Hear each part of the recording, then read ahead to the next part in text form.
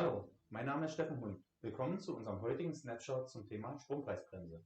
In diesem Beitrag gebe ich einen kurzen Überblick über die wesentlichsten Abschöpfungsgrundlagen im Rahmen dieser Regelung. Die drei wesentlichsten Abschöpfungsregelungen sind die Paragraphen 16 bis 18. Diese Paragraphen in Verbindung mit ihren Anlagen regeln die Berechnung des abzuschöpfenden Betrages. Sofern dieser Betrag gemäß der geltenden Paragraphen ermittelt wurde, werden grundsätzlich 90% des abzuschöpfenden Erlöses vom Betreiber der Anlage an den Übertragungsnetzbetreiber im Netzgebiet, an dem die Anlage angeschlossen ist, abgeführt. Paragraph 16 bezieht sich auf erneuerbare Energieanlagen, die unter dem EEG subventioniert werden. Dabei speist der Anlagenbetreiber über einen Direktvermarkter den produzierten Strom zum EPEX-Spotmarktpreis ein. Als Abschöpfungsuntergrenze fungiert hier der erzielte Tarif in der EEG-Auktion der Bundesnetzagentur. Liegt der Marktpreis im Abrechnungszeitraum oberhalb des EEG-Tarifs, muss der Betreiber 90% der Spotmarkterlöse an den Übertragungsnetzbetreiber abführen. Für Absicherungsgeschäfte, insbesondere solche, die über die Börse abgewickelt werden, also vorrangig Futures, gilt Paragraph 17. Hier unterscheidet der Gesetzgeber zwischen Hedges, die vor dem 31.10.2022 oder nach dem 1.11.2022 abgeschlossen wurden. Bei Hedges, die vor dem 31.10. abgeschlossen wurden, erfolgt die Abschöpfung auf Basis des Fair Values, also des Barwertes der Zahlung innerhalb der Abrechnungsperiode. Wird ein Stromfuture beispielsweise zu einem niedrigen Preis verkauft und wird dann bei hohen Spotpreisen erfüllt, so ist der Fair Value für den Verkäufer negativ, da sich aus diesem Vertrag Zahlungsverpflichtungen ergeben.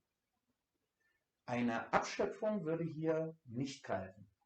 Für Hedges nach dem 1.11.2022 muss das Handelsvolumen unter einem Hedge an den Übertragungsnetzbetreiber gemeldet werden.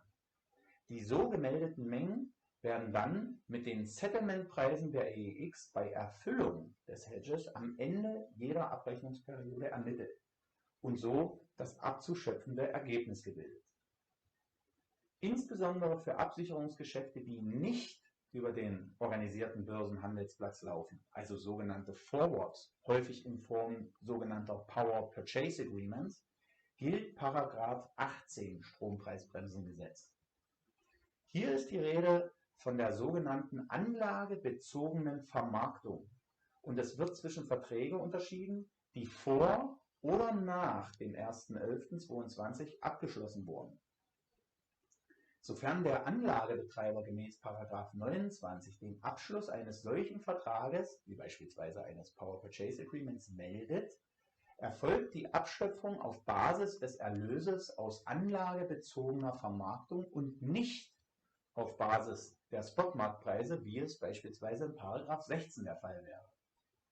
Der abzuschöpfende Erlös errechnet sich hier aus dem vereinbarten Preis sowie der vereinbarten Strommenge im Abrechnungszeitraum.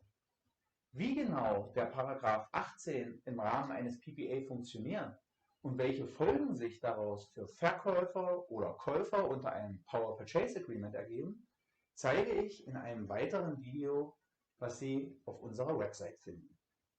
Ich danke Ihnen für Ihre Zeit und Aufmerksamkeit.